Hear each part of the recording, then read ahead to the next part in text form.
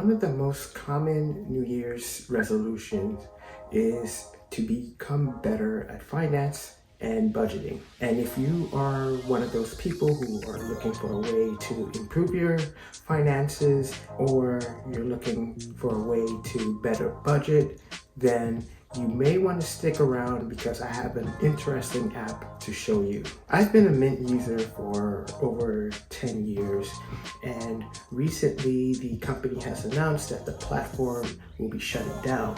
Now, Mint is a free app, so you get all of the benefits and drawbacks. The drawback is you get a lot of ads for credit card offers, which is kind of ironic because it's a budgeting app designed for you to become better at finance. But with the Copilot app, which is an app I discovered reading 9 to 5 Mac, it's a really beautiful designed app. And if you have an iPhone or a MacBook, then you definitely want to give this a try.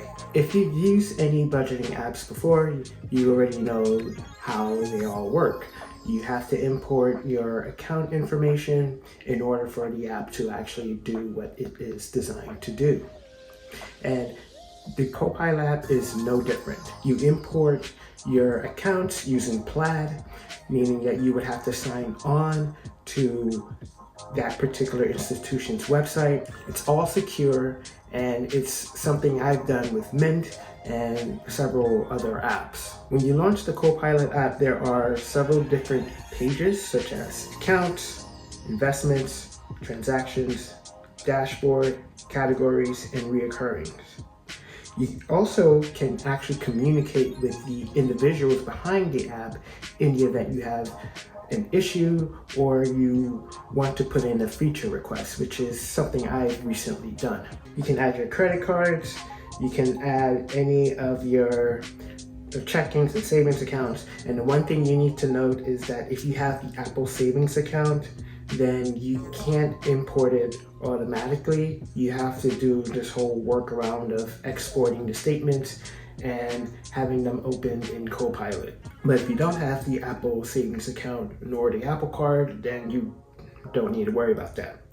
So after you go from your checkings and savings, you can see all of your investment accounts. If you have real estate, you can also add the address of the property, and you would actually get the current value of the property. Good thing about Mint that I like is that because they're receiving a lot of Mint users, they have a lot of staff that would actually send you messages highlighting some features. If you go over to the investments tab, it's exactly what it sounds like, and you can see your top movers, especially if you have a lot of stocks. You can see who are the top movers. You can definitely be able to keep track on this page. Because it's just the investments, it is actually a lot more narrowed down in terms of your overall financial situation. If we scroll down, we can also see the home equity as well,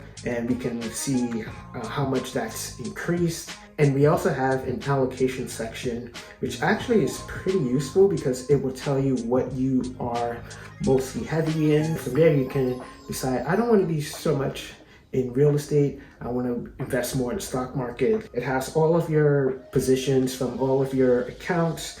If you have retirement accounts, it would also list it here as well. And depending on your investments, you're going to see like a long list of positions. Now we get to the transactions section, and it's exactly what it sounds like.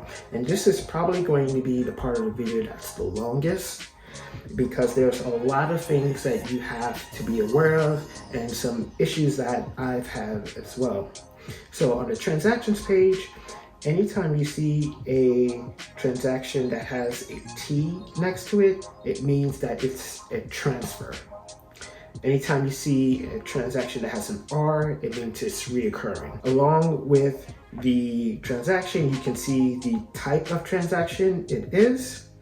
And here is where you would have to pay the most attention, because each app I've discovered categorizes different retailers under different things. So for example, Range USA Copilot has categorized it as clothing, which it's not. It's actually a firearms range. So I could change this to something like subscriptions because I am a member there. I can change it to other. And if you want to change the category, you want to tap on the existing category. Here you'll get the transaction details. And if you tap on the type of transaction it is, so in this case, clothing, then you can change it from clothing to anything you want. You can also add new categories as well. And it's something you have to be aware of when you are using this app, because the more transactions that are categorized incorrectly, it may not give you the best picture of your finances. The one thing that I wish the transactions had is a category for depositing into one of your brokerage accounts, because I have a vaulted account, which is another precious metals account. But when I open the transaction, it has it classified as an internal transfer, which I guess it makes sense because I am transferring it from my checkings account to my vaulted account. But I wish there was a category for depositing into your trading accounts. So maybe it could have like a deposit category. And this is a request I've submitted to Copilot. So hopefully in the next couple of releases, depending on if this gets prioritized, we should see that ability. So the dashboard has all of your budgeting information. And as you can see that I'm way over budget. This Christmas shopping got the best of me. But you can actually see each one of your budgets and how much are they under or over. If we can tap into each one of these budgets and take a look at the transactions that made up for that budget. And if we tap on categories, we can go to the categories section. But if we stick to the dashboard section, we can see that under upcoming, there's a couple of things that are overdue. And this is one of the things I struggle with the Copilot app, because all of these services have already been paid for. However, it says that it's overdue, and I haven't figured out a way to make that not happen. The category section is where you can see like each one of your budget items. So you can definitely see like the total as well as what you spent so far versus your actual budget. And this is pretty good. It's pretty intuitive. I have no complaints about it. Pretty much anything you see in red is over. Anything you see in green is right at that level. With this, if you're coming from Mint, you're going to have to like adjust this the way you want to adjust it, because it takes all your transactions, because it doesn't know exactly how you want to categorize those transactions. So it's something you have to be on top of, and it's something that I believe once you do it just the first time, it should work all the time. At the very bottom of the category section, there's also the ability to add a category and rebalance budgets. And if we rebalance budgets, we can definitely see exactly how the budget is going to be rebalanced. And you can do it for just the current month, or you can do it for future months. So it's something you can take part in if you feel that you may need to reallocate your budget according to the month. Now we get to the reoccurrence section, and this is as obvious as it sounds. It's all of your reoccurring transactions. So if you have a phone bill, that's going to be categorized. If you have utilities, that's going to be in this section. Any subscriptions you have, that's also going to be listed here. There's items that have a question mark, and I'm just trying to figure out exactly what are those used for. So maybe once those transactions actually hit my account, then these question marks would get updated to actual dollar values. If you want to get in contact with the Copilot team, there is an icon at the top right, and it will lead you to this screen where you can see your messages. You can actually go to help, and you'll be able to see exactly some tips and tricks and how to use the app, which is pretty good. And you could also see a bunch of other items as well. And what I like is there's a vote on features. So if we tap on that, then we can see a list of features that are upcoming, which is a good way to get users involved with using the app. Outside of the app, there are a ton of widgets. So if we search for Copilot, we can see it has a lot of widgets. So we have a daily spending category, we have a spending category, we have budgets where we can see 4 budgets at any given time. We have a bigger view of that budgets widget. Then we have the net worth, and we have several net worth. We also have credit card widgets, so we can see our balance and utilization rates, which are very important. You can see your account as well, recent transactions, and transactions to review.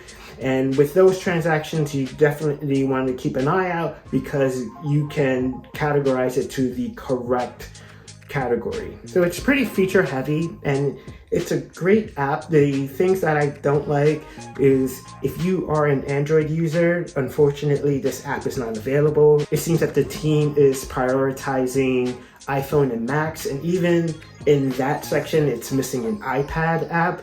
And with the iPad app, it just looks horrible because all it's doing is just showing the iPhone app on an iPad screen. The desktop app is the same as the mobile app, but because you have a bigger screen, you can see a lot more information on one page, which is good just because of the size of your laptop or your desktop. Copilot is a paid app. You have an annual $95 fee after 2 weeks of using the app, or you have a $13 a month monthly fee, which is also pretty good. And I think it actually helps that you've actually have skin in the game. Because it's paid, I have skin in the game and I have an incentive to actually look into the app and see my budgeting categories. And it's kind of a reverse psychology thing, I guess, but it's a pretty good app.